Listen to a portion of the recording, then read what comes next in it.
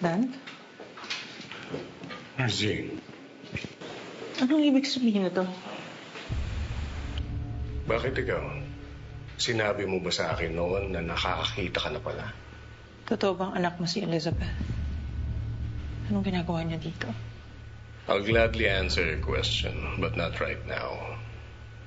Sa ngayon, ang importante, wala na ang mga agiri. What? I took care of it, like I always do. What do you mean? Gusto mo pa bang idetalye ko sa'yo kung paano ko sila niligpit?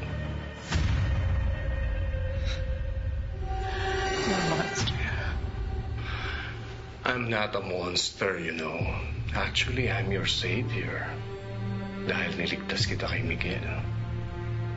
Pagkatapos ng ginawa ko, yan pa igaganti mo sa akin. Wala ka utang na loob.